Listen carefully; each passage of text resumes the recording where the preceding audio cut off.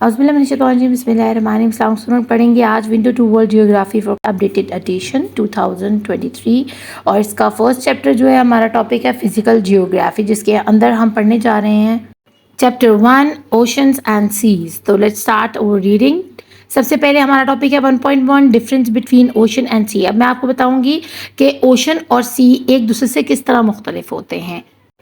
70% of the Earth's surface is covered with water, due to which it is called the blue planet. Seas and oceans hold 95% of water on Earth. हम सब जानते हैं कि हमारी ज़मीन का 70% हिस्सा पानी है और बकाया 30% जो है वहाँ पर हमारी लैंड है। बेशक हमारे उस पानी वाले हिस्से के नीचे भी सी बेड है, ज़मीन है, लेकिन वो उस तरह ज़मीन नहीं है, वो उस तरह हमें फ़ायदा नहीं दे रही है, या हमें उस तरह हम वहाँ पर पौधे नहीं उगा रहे। वैसे हमें सी लाइफ जो है ना, उससे हमें काफ़ी ज़्यादा फ़ायदा पहुँच रहा है। और यही बात वो आपको बताना चाह रहे हैं कि हमारे प्लैनेट को ब्लू प्लैनेट इसलिए कहा जाता है क्योंकि स्पेस से देखने पर हमारी अर्थ जो है ना एक ब्लू बॉल की तरह नजर आती है, क्योंकि 70% पानी उस पर मौजूद है और ज़्यादा विजिबिलिटी जो है वो पानी की है और पानी ब्लू कलर में है, लिहाजा हमें वो जो है ना अर्थ हमारी ब्लू नज़र आती है। और एक और बात मज़े की ये कि अगर स्पेस से देखें तो हमारी अर्थ ब्लू है, लेकिन अगर हम दिन में आसमान की तरफ देखें जबकि स्पेस में अंधेरा होता है लेकिन हमें आसमान नीला नज़र आता है। ऐसा क्यों है? हमारे इसी समंदर ने, हमारे इन्हीं पानी के 70% हिस्से ने हमें ये ब्लू कलर आसमान का अता किया है अल्लाह के हुक्म से। यानी ये रिफ्लेक्शन है सन की वजह से हमारे ओजोन के ऊपर पड़ती है और ओजोन से हमें आसमान ब्लू नज़र आता है। अदरवाइज़ जब सूरज नहीं होता और पानी पर रिफ्लेक्शन नहीं मौजूद होती किसी किस्म की, तो हमें अपनी स्पेस नज़र आती है, अपने स्टार्स नज़र आते हैं। और आपको पता है कि दिन में भी सितारे होते हैं और वैसे दिन में सितारे नज़र आ भी सकते हैं अगर मार पड़ जाए तो। आगे चलते हैं। सीज एंड ओशंस का जो पानी है, जो अभी तक हमारी अर्थ का उसने पानी जो होल्ड किया हुआ, तकरीबन 90% पानी जो अर्थ पर मौजूद है ना, वो ज़्यादा समंदर और इन्हीं बहर के अंदर है। अब ओशन और सीज को एक दफ़ा रीड आउट करते हैं ताकि हमें इसके डिफरेंसेस का पता चले। Oceans are immense masses of salt water. हमारे जो ओशंस है ना, बहर जो है वो इतने बड़े बड़े हैं और नमक के ज़ख़ीरे, समझ लें कि नमक के सॉल्यूशंस के तौर पर एक जैसे मिक्सचर होता है उसके तौर पर ये हमारी अर्थ पर मौजूद हैं। हमारे continents, between continents that cover around 70% of the earth. हमारे अर्थ के, आपको पता ना पैंजिया का आपने भी पढ़ा होगा कि ये किस तरह थ्योरी जो थी कि जो ये पहले एक ही कॉन्टिनेंट था, फिर Aahista Aahista millions of years के बाद अर्थक्वेक होने से, इरप्शन होने से जो है वोल्केनिक, तो ये हमारे जो है ना कॉन्टिनेंट 7 हिस्सों में बट गए और ये एक कॉन्टिनेंट 7 कॉन्टिनेंट में बट गया, उनको अलग अलग नाम दिए गए। अब they are larger and deeper than seas. अब ओशन हमेशा समंदर से ज़्यादा गहरा होता है। अभी मैं जैसे आपको आगे इसकी डिफरेंस बताऊंगी, इंशाल्लाह कभी आपको ज़िंदगी में नहीं भूलेगा। There are 5 oceans in the world. हमारी पूरी दुनिया के अंदर सिर्फ 5 ओशन है। अब इसी 5 के अगर आगे आप ज़ीरो लगा दें तो 50 बनता है और 50 हमारी अर्थ के ऊपर सीज हैं। तो हम इनके नाम पढ़ लेते हैं। इनको याद करना आसान है क्योंकि ये ओनली 5 ओशंस हैं। पैसिफिक ओशन, अटलांटिक है, आर्टिक है, इंडियन है और साउदर्न है ओशन। ये हमारे 5 ओशंस आते हैं। अब सीज को देख लेते हैं कि ये किस तरह सिमिलर या डिफरेंट है। Seas are smaller in size than the ocean. अब एक तो साइज का डिफरेंस आ गया, ठीक है। और आगे है seas are where the oceans meet the land and comprises of saline water. अब इसके बाद इधर ज़्यादा नमकीन पानी है। ओशन के अंदर इतना नमकीन नहीं है जितना समुद्रों के अंदर ज़्यादा नमकीन पानी है, बहुत ज़्यादा सलाइन वाटर है। जैसे कि अगर आप देखें सैलिनिटी होती है वहाँ पर सेम थोर की जगह जो होती है, जो ऐसी बंजर ज़मीनें होती हैं जहाँ नमक की मिकदार ज़्यादा हो जाती है, नमक बाहर बाहर नज़र आना शुरू हो जाता है। तो इसी तरह सी के अंदर, सी के पानी के अंदर जो कंटेंट है ना ऑफ सॉल्ट, वो बहुत हाई लेवल का होता है।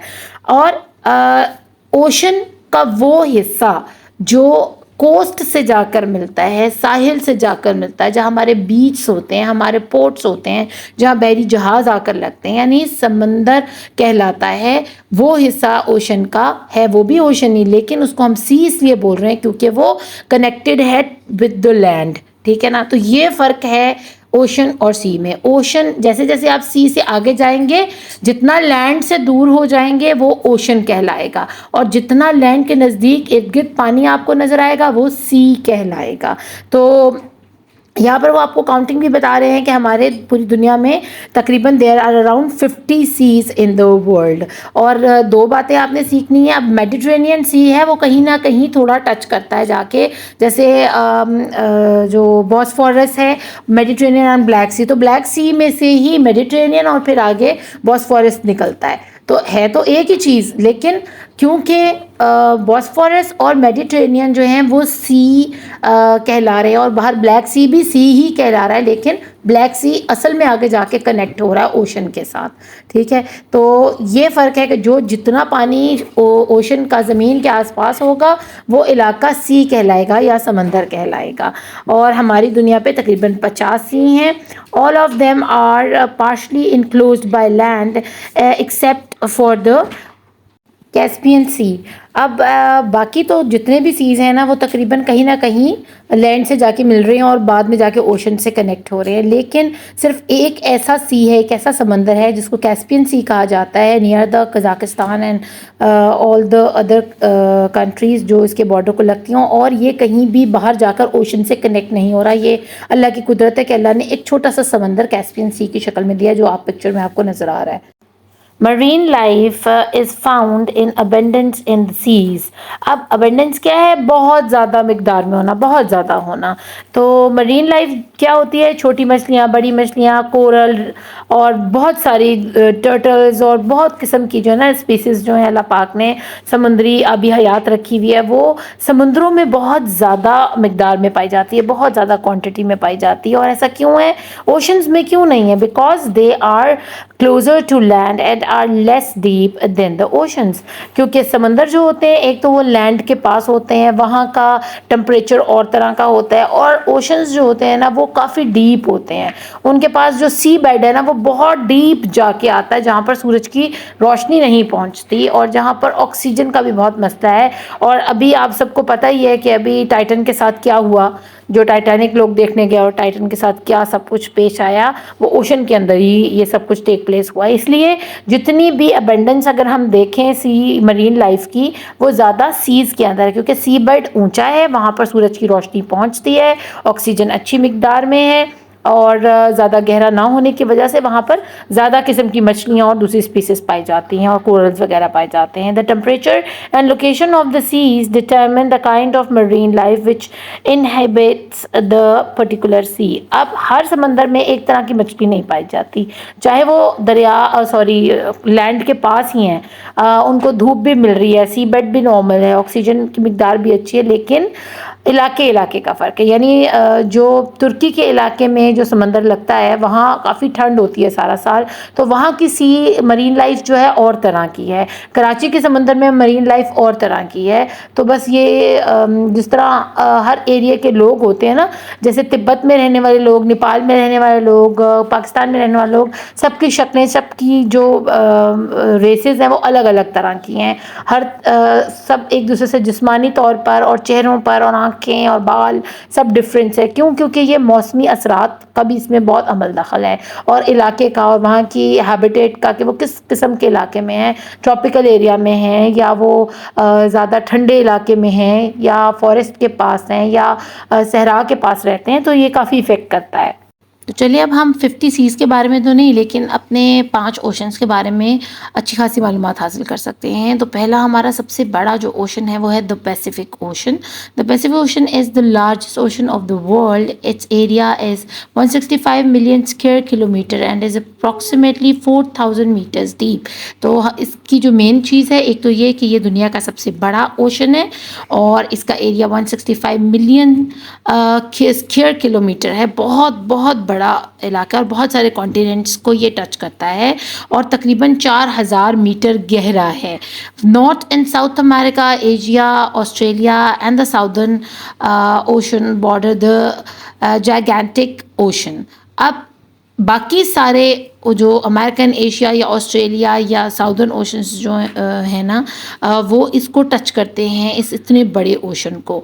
The deepest part of the Pacific Ocean is located near the Mariana island called the Mariana. अब इसका जो सबसे गहरा हिस्सा है ना, जो हम कहेंगे कि इसका बिल्कुल टॉप 4000 मीटर नीचे गहरा है, बिल्कुल एग्जैक्ट, तो वो इलाका जो बनता है वो मरियाना आइलैंड या मरियाना ट्रेंच भी उसको कहते हैं। तो ये तकरीबन 10,924 मीटर डीप है। एक जगह ये 4,000 है और एक जगह ये जाकर 10,924 मीटर गहरा हो जाता है। There are 25,000 Pacific islands situated in this ocean.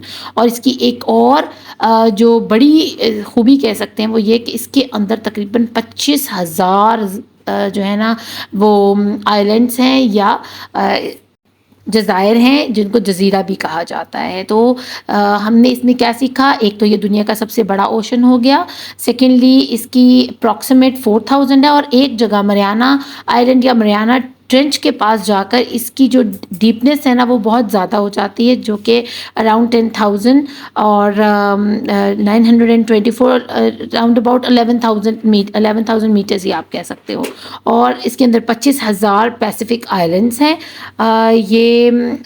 इसके अलावा जो एक और बड़ी बात है कि ये जाइगेंटिक ओशन जो है किस किस को बॉर्डर कर रहा है, ये साउदर्न ओशन को, एक और ओशन को, और इसके अलावा कितने कॉन्टिनेंट्स हैं, north and south America, Asia, Australia. चार जो है ना हो गए, समझ लें हमारे पास कॉन्टिनेंट्स, और एक साउदर्न ओशन जिसको ये टच करता है। अब आगे चलते हैं द अटलांटिक ओशन की तरफ। It is the second largest ocean of the world. पहली बात कि ये दुनिया का दूसरा बड़ा, पैसिफिक के बाद अटलांटिक ओशन दुनिया का दूसरा बड़ा ओशन है। Its area is around 106 million square kilometre. It is bordered by North and south America in the west, Africa and Europe in the east, and the southern ocean in the south. अब ये भी कुछ ऐसे continents हैं जो Pacific ocean जिनको touch करता है, तो ये भी उनमें से कुछ को टच करता है, जैसे नॉर्थ एंड साउथ अमेरिका हो गया और इसके अलावा साउदर्न ओशन हो गया। लेकिन इसमें ये अफ्रीका और यूरोप को भी टच कर रहा है, और तकरीबन इसका जो एरिया है वो उससे थोड़ा सा ही कम है। Its average depth is approximately 3,646 meters. Its deepest part is the Puerto Rico Trench, which is 8,600 meters deep। तो इसकी भी एक ट्रेंच है जो कि प्योर्टो रिको के पास है, उसको प्योर्टो रिको ट्रेंच ही कहा जाता है, और वो तकरीबन 8,600 मीटर गहरी है।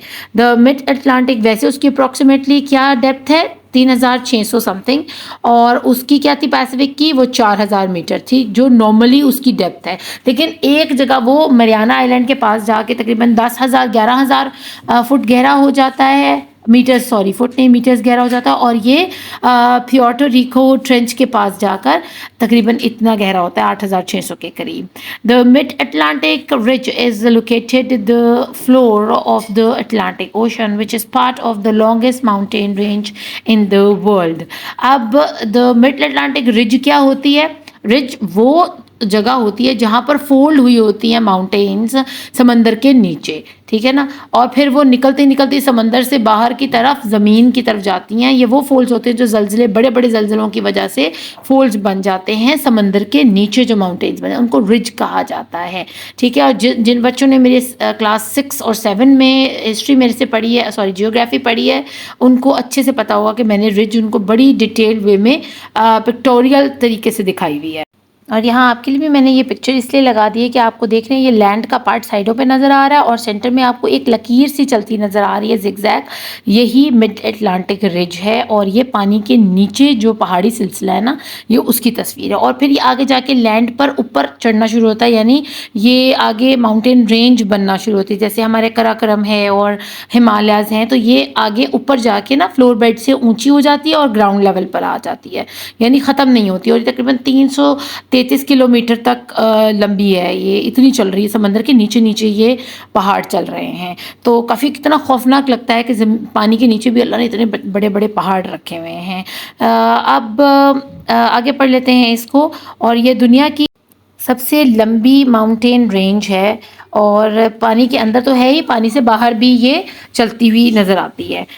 अब बारी आती है हमारे थर्ड ओशन की, which is the Indian ocean. The Indian ocean is the third largest ocean in the world, which covers an area of 70 million square kilometres.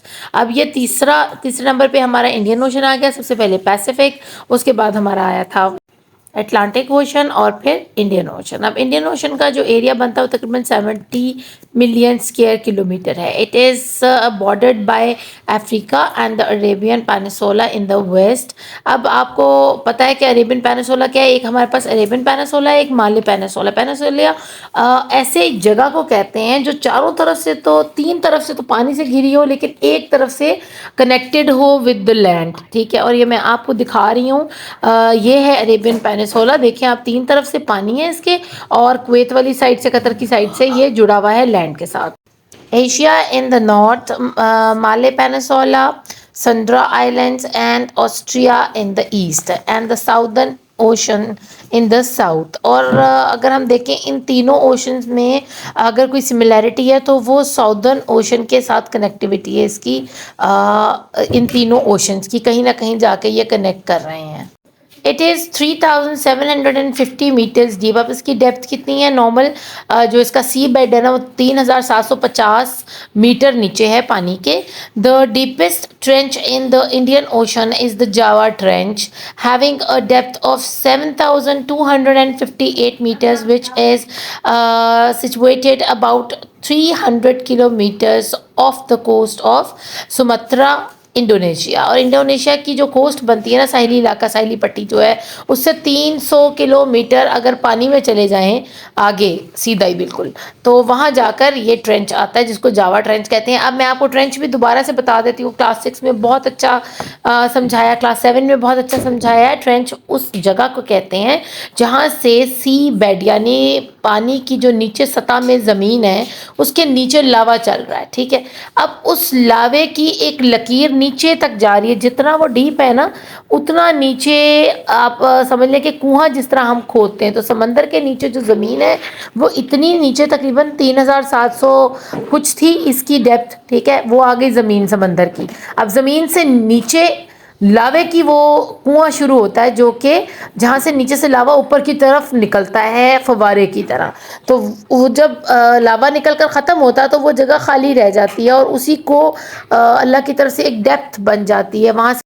और पानी के जो हॉट गीज़र्स होते हैं ना वो बन जाते हैं यहाँ पर. जब लावा नहीं निकलता तो फिर वहाँ से गैसेस गर्म निकलती रहती हैं, और ये पानी बहुत ज़्यादा तेज़ गर्म पानी होता है क्योंकि वो नीचे बिल्कुल डीप में अगर जाए तो वहाँ तो लावे की वो चल ही रही है ना ट्रेल एक. तो इस चीज़ को ट्रेंच बोलते हैं. तो आइंदा आप मत भूलिएगा, अगर ट्रेंच का नाम लें तो आपको पता होना चाहिए, पेनिसोला का नाम लें तो आपको पता होना चाहिए, क्योंकि ज्योग्राफी आप मेरे साथ पढ़ रहे हैं तो मेरे साथ चलना पड़ेगा.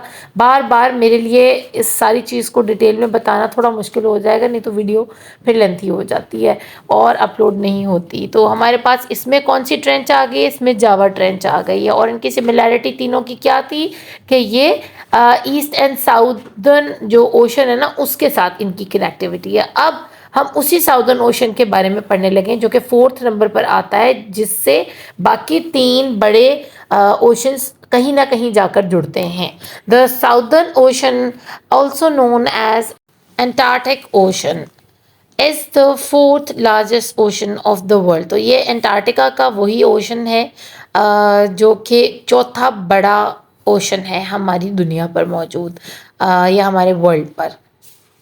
अब साउदर्न ओशन की बजाय अगर हम एंटार्क्टिक करके इसको बुलाएं तो हमारे लिए ज़्यादा फेमिलियर नाम जो है ना वो यही बनता है, क्योंकि हमने ये नाम बड़ी दफ़ा सुना हुआ एंटार्क्टिका का और एंटार्क्टिक ओशन का. तो बेहतर ये है कि अगर आप इसका दूसरा नाम भी जहन में रखें कि साउदर्न ओशन की बात हो रही हो तो आपको पता हो कि ये एंटार्क्टिका के ओशन की बात की जा रही है जो कि चौथा दुनिया का बड़ा ओशन है. It covers an area of 20 million square kilometre. ये बाकी तीन से काफ़ी कम एरिया जो है ना कवर करता है.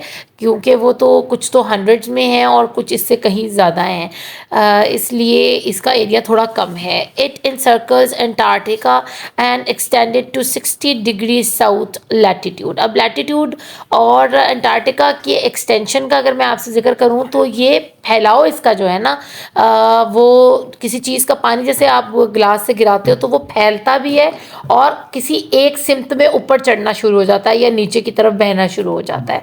तो उसका फैलाव और ऊपर या नीचे चढ़ना, यही लैटिट्यूड वो आपको बता रहे हैं कि 60 डिग्री साउथ में अगर वो पानी आपका ऊपर की तरफ चढ़ना शुरू हो गया है, एक तो वो फैल गया, जैसे पानी ग्लास से गिरा बाहर, उसने एक एरिया को इनसर्कल कर लिया, थोड़ी सी जगह पर वो फैल गया और उसके बाद उसमें से एक ट्रेल या तो साउथ की तरफ या ईस्ट या नॉर्थ या वेस्ट की तरफ निकल जाएगी। ये आप अभी घर में जाएं, अपने बाहर सिहन के अंदर ग्लास भर के उसको अपने पाँव से हल्का सा हिट करें, पानी नीचे गिरेगा और फिर जिधर भी ढलवान होगी, ग्रेविटी जिस तरफ लेवल ज़्यादा होगा वो पानी उस तरफ बहना शुरू कर देगा। तो इसी तरह ये समंदर जो है ना, सॉरी समंदर नहीं है, ओशन है, बहर है, ये इसके जो लैटिट्यूड बनता है वो साउथ की तरफ 60 डिग्री है, ठीक है, वो उस तरह जाता है, साउथ की तरफ चढ़ना शुरू होता है। जैसे हमारा कराची जो है ना, पाकिस्तान में कराची साउथ की तरफ है, हमारे नीचे निचली साइड पर है, और हम नॉर्दर्न एरियाज़ कहाँ हैं, हमारे मरी वगैरह हमारे ऊपर की तरफ है,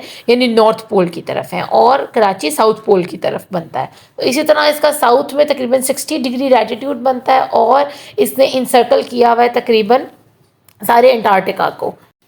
Its depth is nearly 3,270 meters and its deepest point in the South Sandwich Trench, having a depth of 7,235 meters. तो अब हमारे पास इसमें जो ट्रेंच आई है उसका नाम साउथ सैंडविच ट्रेंच है, ठीक है, और इसकी जो गहराई है ना वो तकरीबन 7,235 है। यानी अगर हम जावा ट्रेंच से इसको कंपेयर करें तो ये कुछ मीटर्स जो है ना उससे 20-22 मीटर कम है, लेकिन सेम ट्रेंचेस हैं। जावा और सैंडविच ट्रेंच दोनों एक दूसरे जितनी हैं तकरीबन, बस थोड़े से 10-20 मीटर का फ़र्क है दोनों में। और ये इसका डीपेस्ट पॉइंट जाके बनता है साउथ में सैंडविच ट्रेंच, जो कि अच्छा ये तो हमने बात कर लिया है। अब इसकी जो नॉर्मल सी बेड से इसकी अगर गहराई बात करें तो वो 3,275 के करीब है, यानी उसका नॉर्मली जो डेप्थ इसकी बनती है बाकियों से कम ही है। तो अब फाइनली द आर्टिक ओशन आ जाता है, लास्ट हमारा ocean. The Arctic ocean is the smallest as well as the shallowest of all oceans of the world.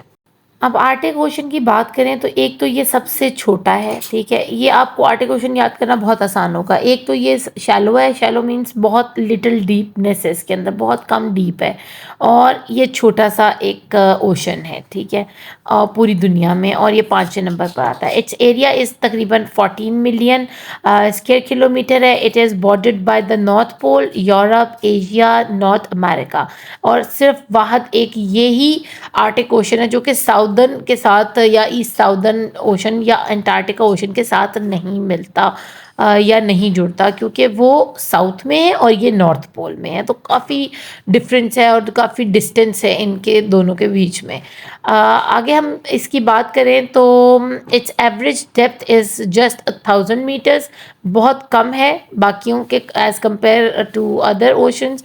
देखा जाए तो वो तो 3-3, 4-4 हज़ार, जो लास्ट वाला हमारा चौथा था ओशन उसकी हमारी तकरीबन 3,700 कुछ थी, तो ये सिर्फ 1,000 मीटर गहरा है। और इसका डीपेस्ट पॉइंट जो है ना वो कहलाता है Fram Basin, having a depth of 5,665 metres, तो ये भी बहुत कम बनती है। अदरवाइज़ बाकियों की जो देखी थी हमने 7,000 कुछ तक जा रही थी, 7,500 पौने 8,000 तक। तो इसकी जो ट्रेंच बनती है ना वो ट्रेंच तो नहीं कह सकते, बस एक तरह की गहराई है जो कि फ्राम बेसिन के नाम से मशहूर है।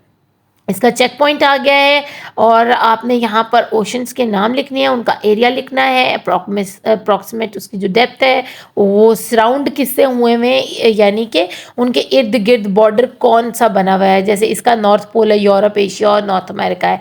तो ये सारी चीज़ें मैंने आपको दिखा दी हैं, आप ये खुद से करेंगे चेक पॉइंट। और इसके डीपेस्ट पॉइंट, ये सारी चीज़ें इन पैराग्राफ्स में हैं। आपने हर ओशन का नाम लिखना है, पहले उनको लाइन करना है 1 to 5 जितने ओशन हैं उनका नाम लिखना देखें, फिर उनके एरियाज़ पकड़ें। इसी वीडियो में से आप देखें, जिन बच्चों के पास बुक नहीं है उनके लिए यही फ़ायदा है कि इसको दोबारा देखें वीडियो को, और अपनी ये एक कॉपी के ऊपर ना ये चेक पॉइंट तैयार कर लें जो फिल इन द ब्लैंक्स हैं। इससे आप अपने सीपी के लिए, फर्स्ट सीपी के लिए अपने आप को बहुत पहले प्रिपेयर कर लोगे, और सीपी में जस्ट आपको रिवाइज करना होगा, रट्टे नहीं लगाने पड़ेंगे उस time.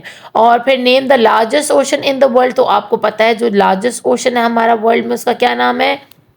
This is called Pacific ocean. और which is the smallest and the shallowest ocean, जो कि हमने भी पढ़ा, दिस इज आर्टिक ओशन। और हमारे पास जो लास्ट इसका क्वेश्चन बनता है वो है name the longest mountain range in the world, तो वो आपको मैंने भी बताया था, अटलांटिक रिज जो है ना, this is the longest range in the mountain range in the world. तो ये था हमारा चेक पॉइंट। होपफुली आपको लेक्चर की अच्छे से समझ आई होगी। अपना खूब ख्याल रखिएगा। अगर किसी बच्चे को कोई कन्फ्यूजन है तो वो कमेंट सेक्शन में जाकर कमेंट करे और अपनी कन्फ्यूजन को दूर कर सकता है। Thank you for watching. अपना खूब ख्याल रखिएगा। अल्लाह निगहबान।